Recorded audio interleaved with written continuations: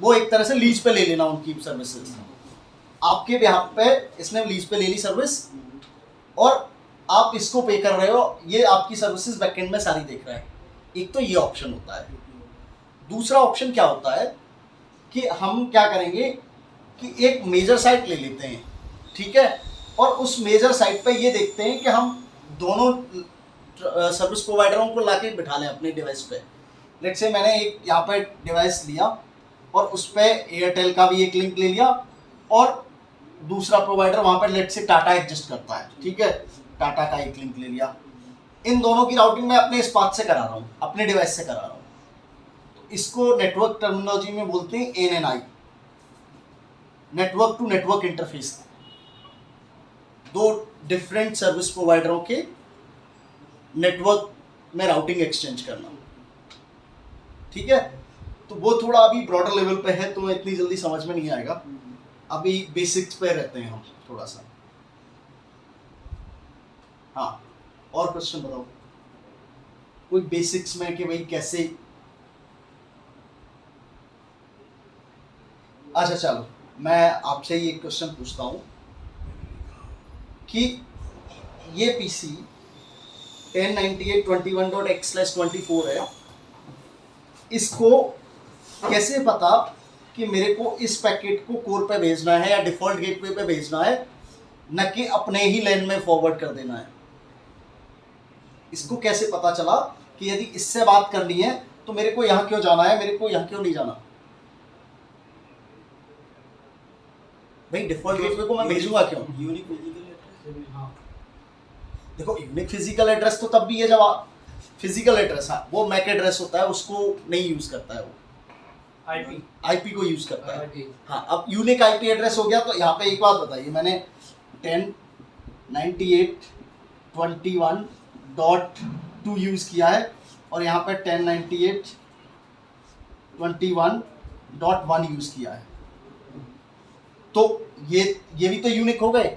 तो ये फिर ऐसे क्यों नहीं बात कर ले रहा, ये यहाँ डिफॉल्ट गेटवे पे क्यों जा रहा है? क्योंकि जो VLAN जो बना है हमारा इंटरनली जो कोर स्विच पे, उसकी वजह से सर।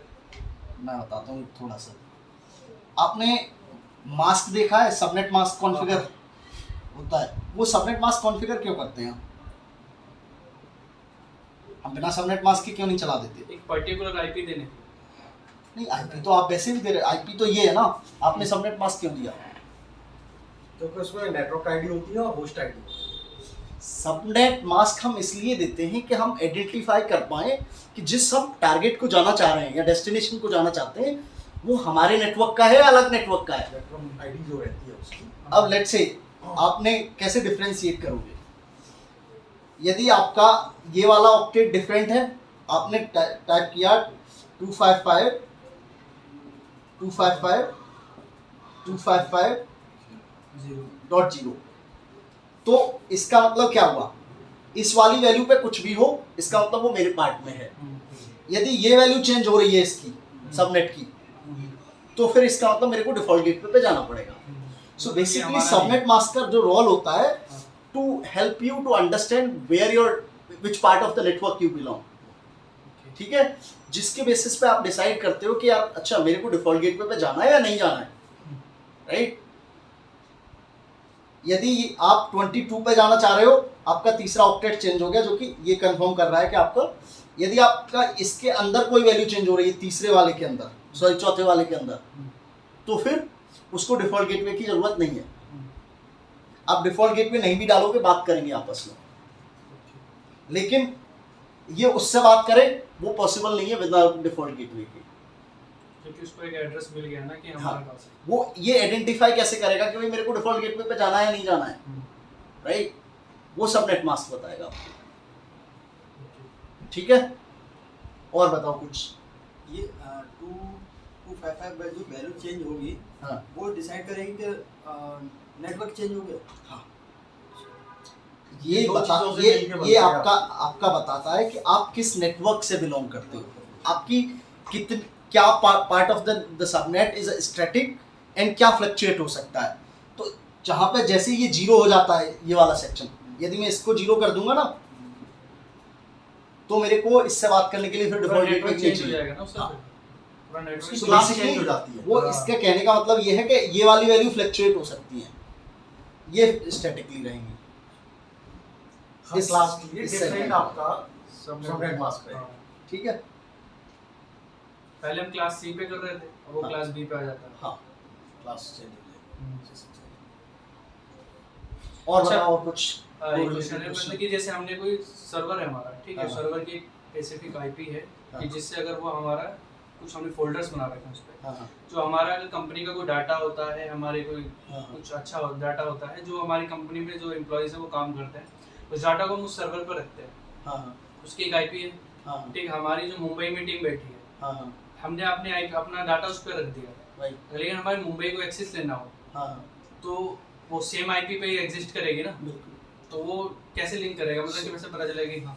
सो बेसिकली होता क्या है, हम जो आपका क्वेश्चन मैं रिफ्रेश कर देता हूँ repeat कर रिकॉर्डिंग के लिए कि आप ये कहना चाह रहे हो कि यदि मैंने फाइल यहाँ से दिल्ली से एक किसी सर्वर पे रखी, लेट से बॉम्बे में रखी, वो मेरा दूसरी टीम का या दूसरी लोकेशन का बंदा कैसे उसको एक्सेस कर रहा है, राइट? हाँ। यही है ना क्वेश्चन।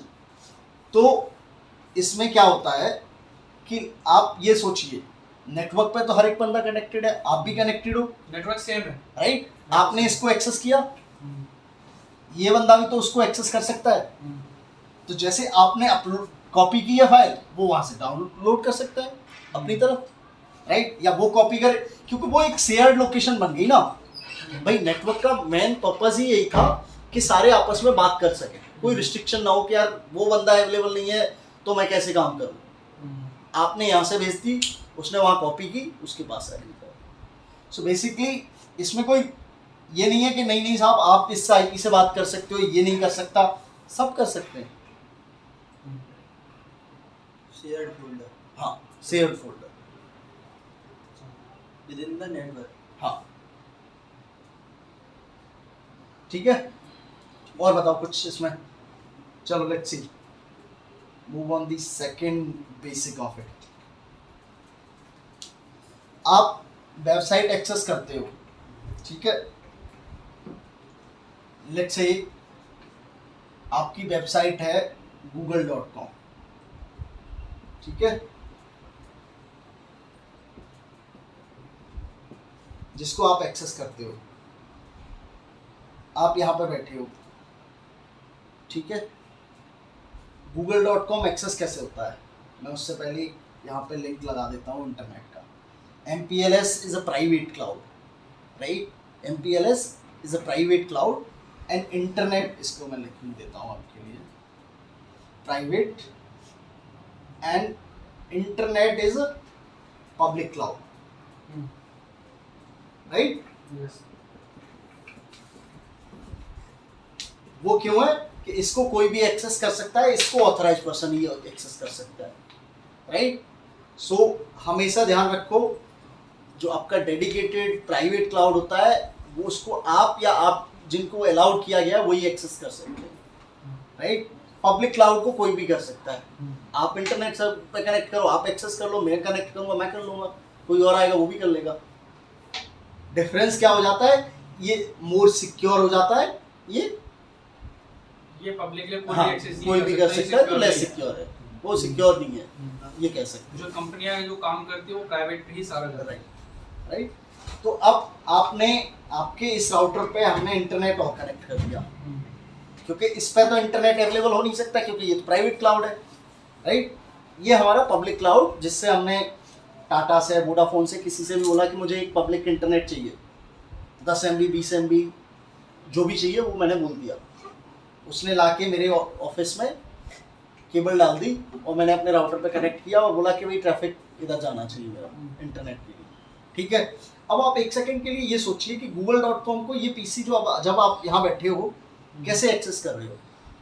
राउटर के through public IP, private IP हमारी राउटर तक जा रही है, राउटर फिर उसे पब्लिक आईपी में कन्वर्ट करके इंटरनेट पे राउट कर दे रहा है। हाँ। पर मेरा एक क्वेश्चन है, जब आपने जो बताया कि सर्विस प्रोवाइडर से हमने कहा कि इंटरनेट का लिंक देने के लिए, हाँ। जो हमने MPLS का दिया उसके साथ नहीं मिलता, नहीं, उसके लिए इंटरनेट का अलग से लेना अलग से लेना पड़ेगा, अच्छा, आपको अलग से रिक्वेस्ट करनी पड़ेगी, this is the internet link which I need and this is the MPLS link which I need, वो स्पीड पे ही आपके स्पीड जो आप बोलोगे वो स्पीड दे देगा। उसी पे वो चार्ज करेगा उसी हाँ speed। बिल्कुल।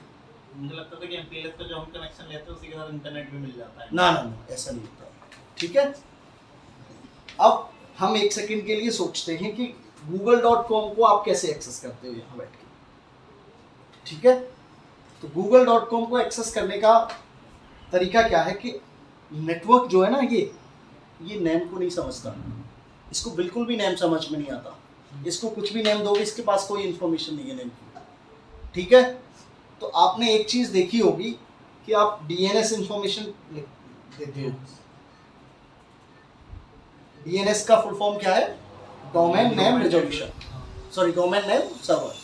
ठीक है, तो ये क्या करता है? नेम टू आईपी रिजॉल्व करता है, आईपी टू नेम रिजॉल्व करता है। क्या करता है? नेम टू आईपी और आईपी टू नेम। ठीक है, सो उससे क्या होगा कि भाई आपने अपने ब्राउजर में जाके google.com टाइप किया, राइट? अब ये तो समझ ही नहीं रहा google.com, होगा क्या? आगे जाएगा ही नहीं, खत्म कहानी। तो उसके लिए क्या किया गया? डीएनएस को इंट्रोड्यूस किया गया। और लेट्स से एज्यूम करते हैं हमने आपने 8.8.8 डीएनएस दे रखा है, ठीक है, जो गूगल का पब्लिक डीएनएस है। आप ऑफिस में प्राइवेट यूज करते हो डिपेंडिंग ऑन, बट वो एक अलग मैकेनिज्म से काम करता है। अभी आप ये मान लीजिए 8.8.8 इज अ डीएनएस। ठीक है, अब मैं क्या कहता हूँ कि जब आप ब्राउजर में google.com डालते हो तो सिस्टम ऑटोमेटिकली क्या करता है? पहले डीएनएस के लिए क्वेरी भेजेगा। ठीक है, क्योंकि उसको पता है कि भाई आगे नाम को कोई नहीं जानता है।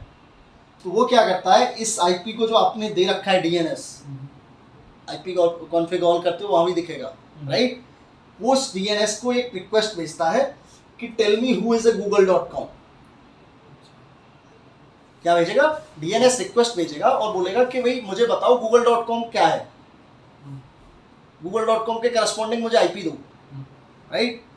तो ये क्वेरी यहाँ से होते हुए 8.8 पब्लिक डीएनएस सर्वर पे गई। डीएनएस सर्वर में के पास एंट्री होती है, वो डेटाबेस होता है, राइट? उसके पास एंट्री है कि google.com के corresponding IP let's say 172.xyz है। ठीक है, मुझे एग्जैक्टली याद नहीं क्या है, जो भी आईपी एड्रेस है उसने आपको रिजॉल्व करके वापस दे दिया कि भाई आप जो जिस वेबसाइट को रीच करना चाह रहे हैं google.com को, आपका आईपी एड्रेस डेस्टिनेशन का ये रहेगा।